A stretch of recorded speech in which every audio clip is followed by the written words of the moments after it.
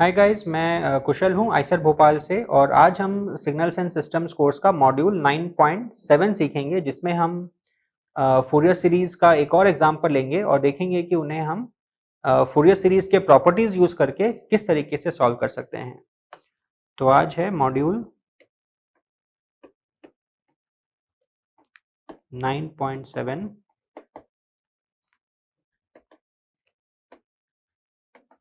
Fourier series in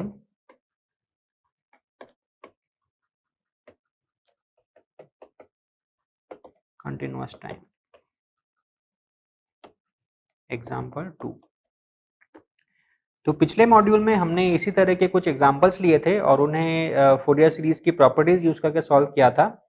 in particular हमने वहां पे देखा था कि अगर हम एक सिग्नल को अगर शिफ्ट करते हैं तो उसका हम फोरियर ट्रांसफॉर्म किस तरीके से निकाल सकते हैं। आज के मॉड्यूल में हम देखेंगे कि अगर हम एक सिग्नल को अगर डिफरेंशिएट करते हैं या इंटीग्रेट करते हैं तो हम किस तरीके से उसका फोरियर ट्रांसफॉर्म कैलकुलेट कर सकते हैं। तो हम जो सिग्नल लेंगे वो इस तरह का लेंगे, जो एक ट्रायंगुलर सिग्नल है।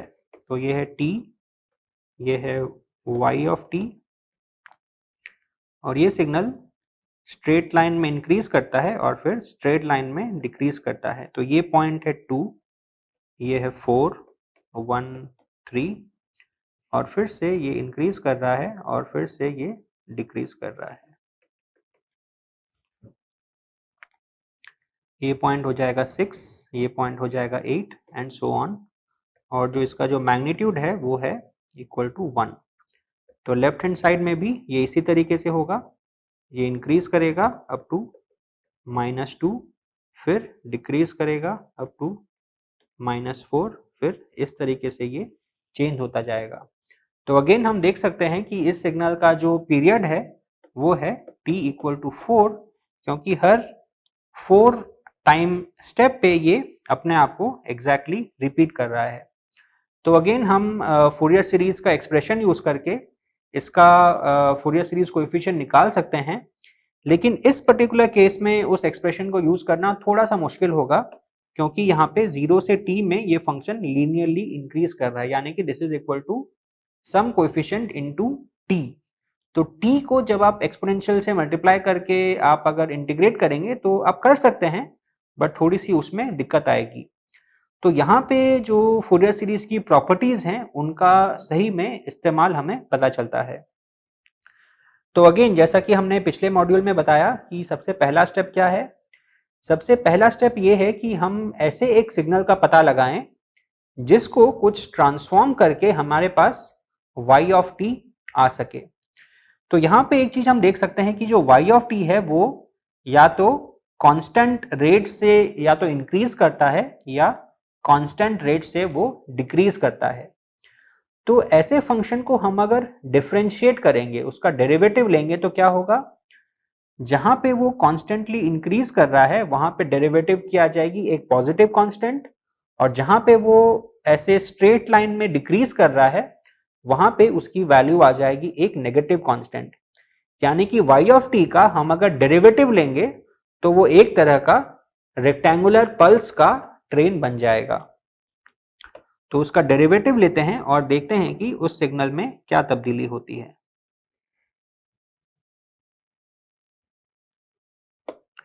तो उसका डेरिवेटिव हम अगर प्लॉट करते हैं, इसी प्लॉट में यहाँ पे dy बाई dt को हम ग्रीन कलर से प्लॉट करेंगे, तो वो कैसा होगा, 0 से 2 के बीच में ये एक स्ट्रेट लाइन से ग्रो कर रहा है, तो इसका जो डेरिवेटिव होगा वो होगा एक पॉजिटिव कांस्टेंट, और वो पॉजिटिव कांस्टेंट कितना होगा, वो होगा इस लाइन का स्लोप। स्लोप कैसे निकालते हैं, उसका y intercept divided by the x intercept. y intercept कितना है 1 और x इंटरसेप्ट कितना है 2, यानी कि इसे हम अगर डिफरेंशिएट करेंगे तो हमारा सिग्नल 0 से 2 के बीच में इस तरह का कांस्टेंट होगा जिसकी वैल्यू होगी हाफ, और 2 से 4 के बीच में ये हमारा सिग्नल डिक्रीज कर रहा है एज अ स्ट्रेट लाइन, तो उसकी स्लोप होगी एक नेगेटिव कांस्टेंट, और वो कांस्टेंट कितना होगा, again y intercept divided by x intercept, जो अगेन होगा -हाफ, यानी कि ये सिग्नल नेगेटिव साइड में जाएगा माइनस हाफ और फिर 4 तक वैसे ही रहेगा, फिर 4 पे इंक्रीज करेगा, वापस से हाफ पे आ जाएगा और यहाँ पे वैसे ही रहेगा, फिर ये डिक्रीज किया, फिर ये माइनस हाफ पे रहा और फिर से 8 पे यहाँ जाके फिर से ये इंक्रीज होना शुरू हो जाएगा। और लेफ्ट साइड में भी वैसे ही होगा, -2 से 0 तक ये माइनस हाफ रहेगा, फिर यहाँ पे ये प्लस हाफ हो जाएगा,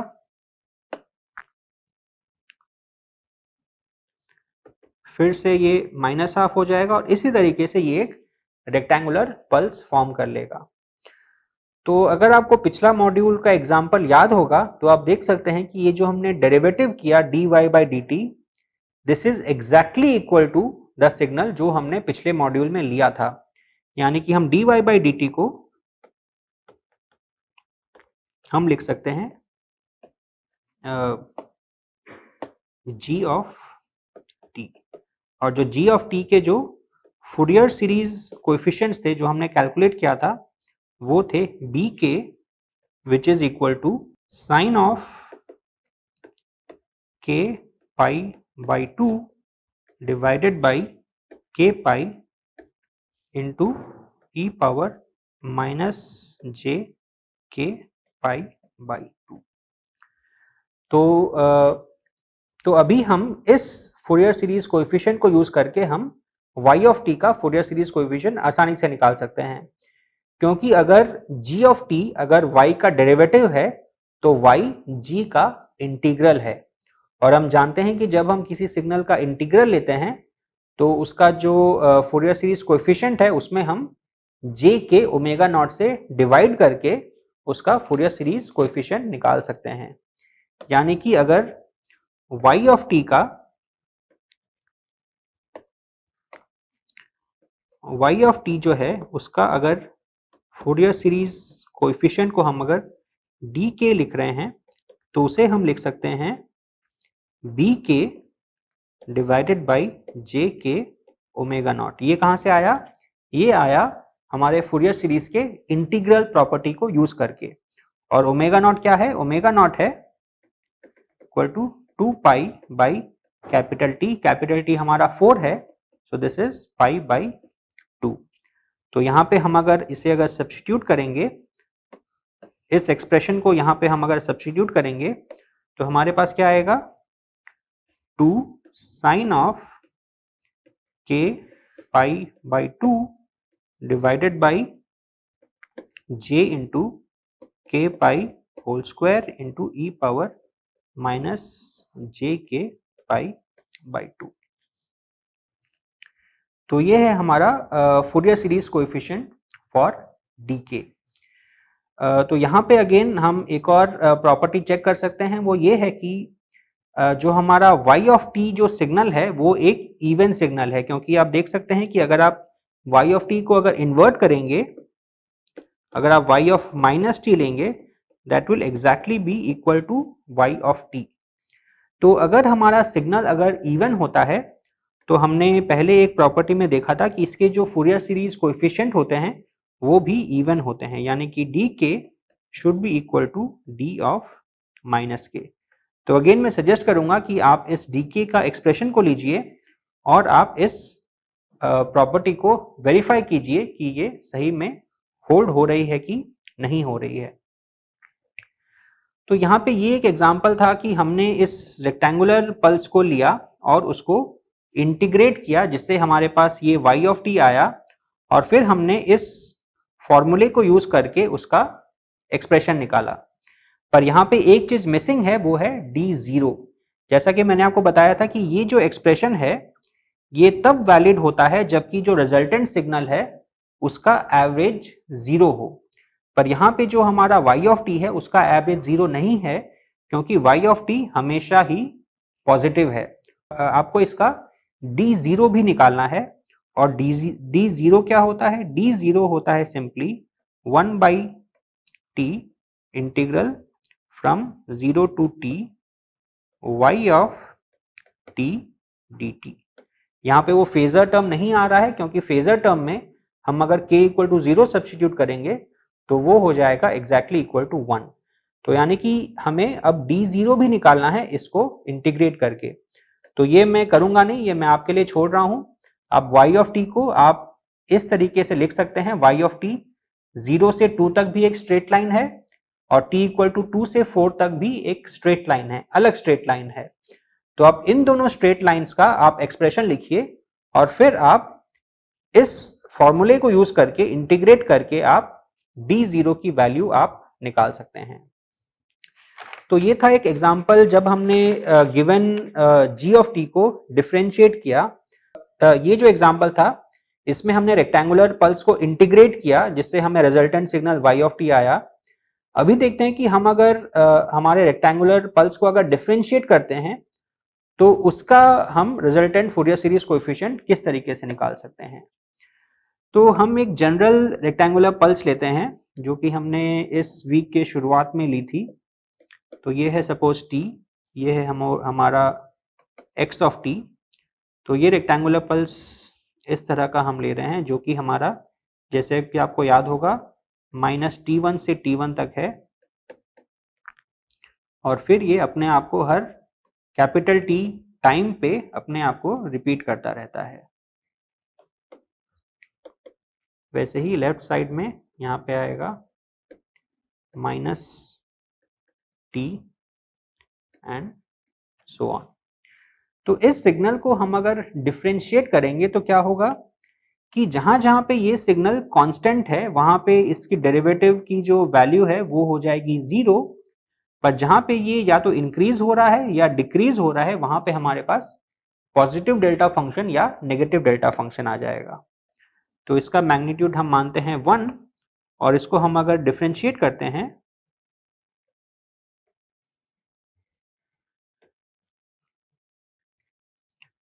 dx बाई dt, तो ये जो पॉइंट्स हैं t1, ये t, ये 2t, फिर उसी तरीके से लेफ्ट हैंड साइड में भी यहाँ पे है -t1, ये है -t। तो जो t1 पॉइंट है, t1 पॉइंट पे क्या हो रहा है कि हमारा सिग्नल जो है वो पहले 1 था फिर वो 0 पे आ रहा है। तो इसको हम अगर डेरिवेटिव लेंगे तो यहाँ पे सिग्नल क्योंकि हमारा डिक्रीज हो रहा है, सिग्नल हमारा डेरिवेटिव भी नेगेटिव होगा। तो डेरिवेटिव होगा नेगेटिव डेल्टा फंक्शन। तो ये है minus delta of t minus t1। अब -t1 टाइम पे हम अगर इसको डेरिवेटिव लेंगे तो हम देखेंगे कि हमारा सिग्नल पहले 0 था और फिर 1 पे आ रहा है, यानी कि वो सिग्नल इंक्रीज हो रहा है। यानी कि यहाँ पे हमारा जो सिग्नल है वो होगा positive delta of t plus t1। वैसे ही इस पॉइंट पे हमारा सिग्नल अगेन डिक्रीज हो रहा है तो वो हो जाएगा डेल्टा ऑफ t प्लस, तो ये जो पॉइंट था हमारा, ये पॉइंट क्या था, ये था हमारा -t प्लस t1। तो ये हमारा पॉइंट हो जाएगा t plus t minus t1। और वैसे ही यहाँ पे हमारे पास पॉजिटिव डेल्टा फंक्शन आएगा, यहाँ पे भी हमारे पास पॉजिटिव डेल्टा फंक्शन आएगा, यहाँ पे भी नेगेटिव डेल्टा फंक्शन आएगा और इस तरीके से हमें एक डेल्टा फंक्शन का एक ट्रेन मिल जाएगा। तो इस dx बाई dt को सपोज हम डिनोट करते हैं कुछ y ऑफ t और हम अगर लिखते हैं कि जो x ऑफ t है उसका जो फूरियर सीरीज कोएफिशिएंट्स है वो है ak और जो हमारा y ऑफ t है उसका जो फूरियर सीरीज कोएफिशिएंट है उसको हम अगर सपोज लिखते हैं bk, तो हम bk और ak के बीच में रिलेशन निकाल सकते हैं क्योंकि हमारा y of t is derivative of x of t। तो यानी कि हमारा जो bk है वो क्या हो जाएगा, bk will be equal to j k omega naught into ak, जो कि हमने पहले के एक मॉड्यूल में डिराइव किया था डेरिवेटिव प्रॉपर्टी को। और अगेन ए के की वैल्यूज हमें ऑलरेडी पता है, जो अगेन हमने पहले डिराइव किया था। सो this is J K into omega naught. Omega naught क्या है? 2 pi by capital T into A K. A K is what?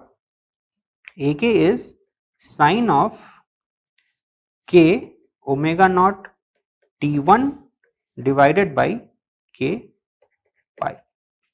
तो ये है आपका ए के, और उसको आप जे के 2 पाई बाई कैपिटल टी से मल्टीप्लाई करेंगे तो आपके पास क्या बचेगा?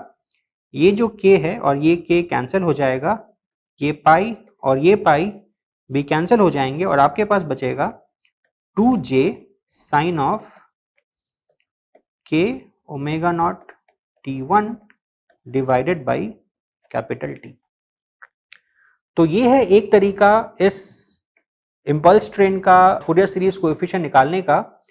लेकिन हम एक और तरीका भी यूज कर सकते हैं, और वहां पे भी फूरियर सीरीज की प्रॉपर्टीज यूज करके हम फूरियर सीरीज कोएफिशिएंट निकाल के चेक कर सकते हैं कि हमारे पास एग्जैक्टली ये सेम आंसर आता है कि नहीं आता है। जैसे कि आपको याद होगा कि इस वीक के शुरुआत में हमने एक और एग्जाम्पल देखा था जहां पे हमने एक इम्पल्स ट्रेन लिया था which was some g of t is equal to summation k equal to minus infinity to infinity delta of t minus kt।